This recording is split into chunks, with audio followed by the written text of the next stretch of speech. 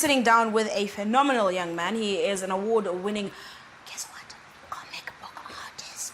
I never thought in my life I'd sit down with one. But very fascinating. I'm holding these books that he's brought for me, these comics, and I'm like, okay, all right. We might be onto something here. Good morning, Bill. How are you? Morning. How are you? I'm good. Tell me, were you a comic book collector as a child? No, there's no comic book shops in Zimbabwe. Oh, no, that's a lie. That is well, look, there were no actual shops, but I know Kingston's, for example, had like a little corner somewhere where if you were lucky, you'd... Okay, if you were lucky. Otherwise, there was new general mathematics. That's why I stopped. I figured I'm Quit yourself. Quit yourself. Yes, but surely you had other kids around you who were... Okay, never mind, Bill, never mind. So how did you then find yourself in this space? Cartoon.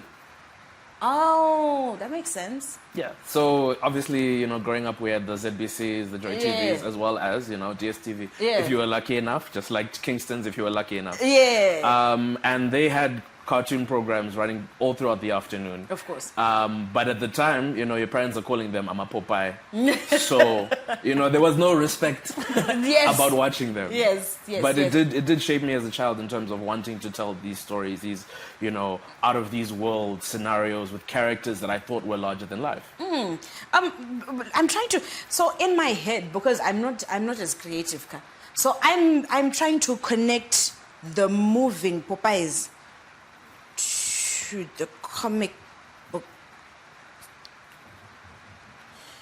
Help me. So let's take Japan.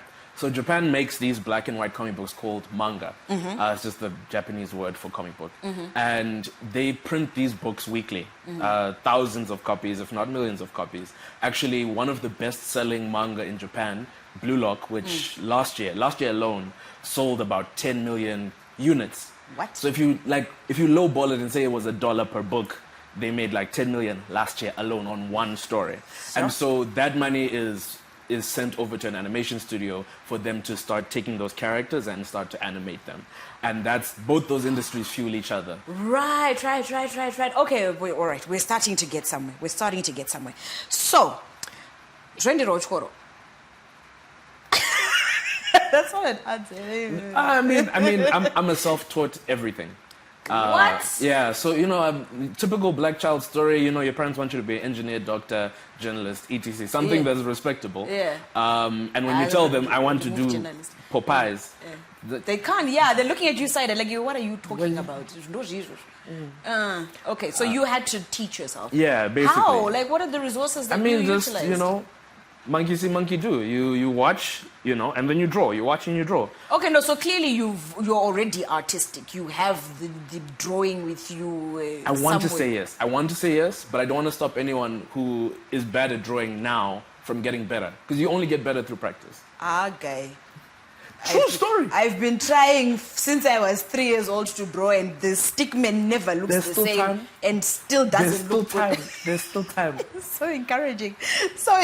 Okay, so you teach yourself how to do these things and come up with comics, but that's one aspect. Now, telling the story is another one altogether. Yes, it is. Were you a liar as a child? Were you let's call it creative. I don't want to shade any of my exes, but I learned a lot through any of all the people that I interacted with. Their storytelling. Please, man. Please. Why are you crying? It's in the morning. Why are you crying? Okay. Their storytelling? Yeah, there's storytelling in every aspect of life. Even now when it's raining, the city looks different. It feels different. The words associated with town. When it's sunny, when it's, not so sunny, and then on days where it's empty. You could say that Harare inhales after 6 p.m. because the traffic drops. I need to jump into your head. I think it must be interesting living in your head. Because just listening to you now, I'm like, huh? Yeah. Okay. All right, I never thought of it like that. I'm going to be creative. Me, I'm just like, there's green, there's gray. It's contrasting nicely.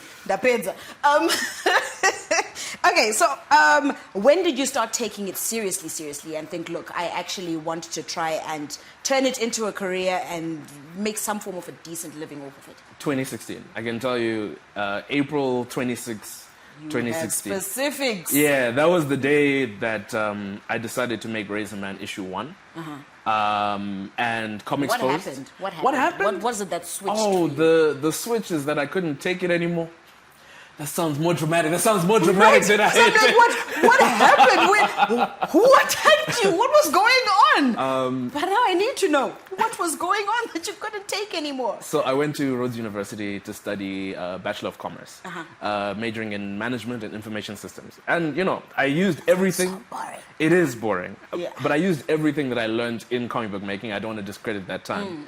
But management and information systems, accounting, businessman, all of that is just, it's not me. Yawn. It's not me. Yeah, it doesn't even sound It, right.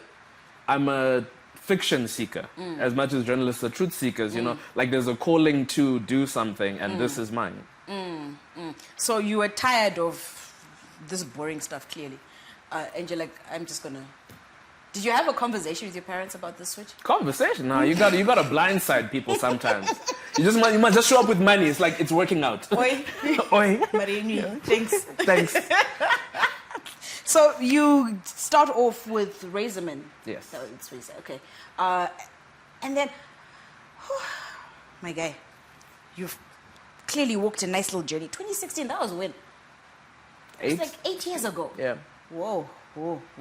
Walk us through to now actually award-winning stuff, like sharing platforms with people whose names you probably came across as you were trying to teach yourself how to go about this and all that. What was that moment like for you? I don't think. What was that process like for you? Yeah, it wasn't a singular moment. It was a lot of failure. Yeah. There's this notion, especially like in black communities, where, you know, wafuera, and then that becomes your identity. No, like with a lot of things, failure is part of the process. I can't get better if I don't know what I did wrong. Absolutely. And, you know, just powering through, knowing that, okay, it doesn't matter if I'm not making money, I want to do this for the rest of my life. Right. That is my comfort, my cushion at the bottom of this.